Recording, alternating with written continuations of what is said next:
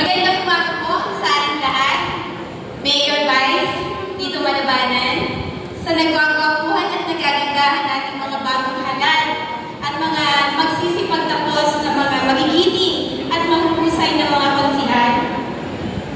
Sa mga kagalang-galang at nagpipitagang panauhin mula sa 32 barangays, sa aming pamilya, sa aming mga kaibigan, mga taga-suporta, mga ginoo at ina, mapagpalang araw po sa ating lahat. Ako po ay nabili na ng ating tagapagpadaloy na iksian lamang ang aking pagpapakilala. At ito naman po ay aking tinanggap, sapagkat hindi ko naman po gaanong kakilala ang tao ito. Kaya hayaan niyo po, nabigyan ako ng konting saglit na basahin.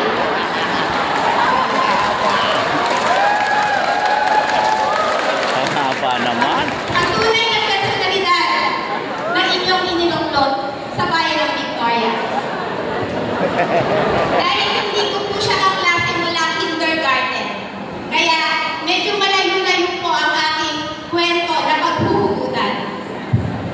Siya po ay tubong Victoria, nag-iisang anak ni Ginoo at ina Rodolfo at Norway Shaw. Ikatatlo sa anim na magkakapatid at pinakagwapo po dahil inuusan na yan ng inay at ng tatay.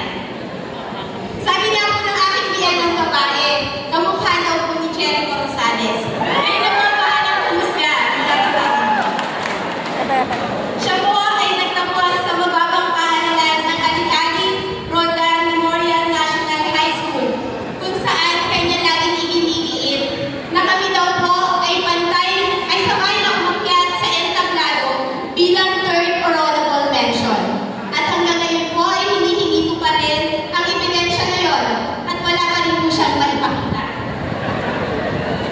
Noon pa man po pala ay itinadhana ng magsama ang Tatay James at ang Tatay Rudy sa entablado upang bigyan kami ng karangal. Nagtapos ng high school sa Good Shepherd Academy. Siya po ay ang aking kadet na makulit. Pag sinabi ko po sa kanyang harap sa kanan, ang harap niya po ay sa kaliwa. Pag sinabi ko po harap sa kaliwa, opposite pa rin po ang pinupuntahan niya. Ganyan po siya kakulit. At yan naman po ay mapapatunayan ng aking pianang lalaki dahil makailang beses na rin po siyang ipinatawag. Tatay, saan po? Sa guidance office ni Sir Del Aire. Pero magkaganon po, ang inyo pong inuluklok na mayor ay talagang likas na matalino. Pumapasok po siya na ballpen lang ang dala. Kagaya nga po ng isang araw na pinapasok ko siya at pinag-aaral ng 1 week sa UP, wala pong laman ang notebook niya ang umuwi sa akin. Ang aking pong mahal na asawa ay palakaibigan, likas na mabuting loob at mapapatunayan niya na mga kaibigan niya nandito mula elementary hanggang ngayon nakasama pa rin natin. Bachelor's of Science in Customs Administration ang kanyang natapos sa Philippine Maritime Institute. 4 na taon lang po ang kurso yun. Pero tinapos niya po ng 5 taon. Matalino dahil. Ito po ay dahil sa salat sa buhay. Hindi po sila gano'n kabarno nung mga panahon yun at ang kanyang panganay na si Ate Flor ang nag-guide sa kanya at nagpaaral at sumuporta hanggang sa makatapos ng pag-aaral. At tulad ng maraming mga Pilipino ng ibang bansa po, ang Piolo, Pascual ng buhay ko. Ng 4 na taon. Nagamuhan kaya alam niya ang sitwasyon at damdamin. Dati makinig ka. Manis sakit kaya napakilala kita. Umuwi ng Pilipinas at bumuo ng pamilya. Makulit at malambing na ama ng 2 prinsesa. Si Ate Hardy Shaw, first year college sa Ateneo de Manila, at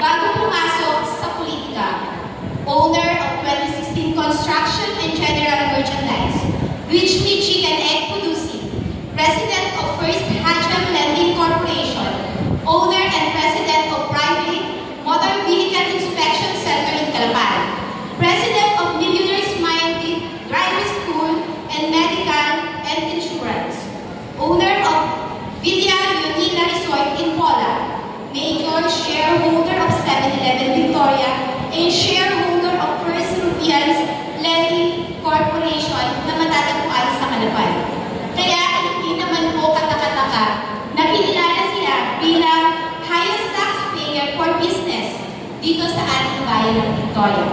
At nakakataba din po ng puso at very proud po akong sabihin sa inyo na kinilala siya bilang Outstanding Philanthropist and Businessman of the Year World Class Excellent Japan Awards.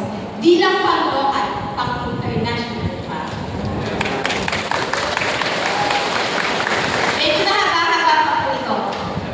Siya ang founder at president ng RBI Cares kung saan higit kumulang 200 scholars na po ang aming hinahawakan sa ngayon. Nagsimula po ito, 6 lamang mula sa aming alma mater, ang annex.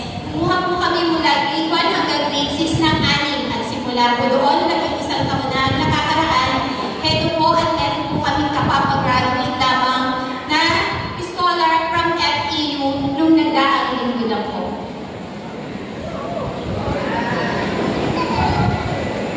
Ano? Ang aming pong paglingon sa mahal na paaralang annex ay patuloy sa pagdaan ng panahon at binigyang pagkilala ng Department of Education at nagawa ng siya bilang DepEd Top Stakeholder in Victoria. Ang lalaking napakalaki ng puso sa pagtulong at bukas ang palad sa pagkakaloob sapagkat hindi lamang po scholarship ang kanyang naiibigay noon pa man. Marami po siyang social services na ginagawa, wala pa man po siya sa politika. Ang bagong URP po ito ay Makakalikasan, Pangulo ng San Teodoro Beach River and Reef Incorporated at Presidente ng Mindoro Native Trees.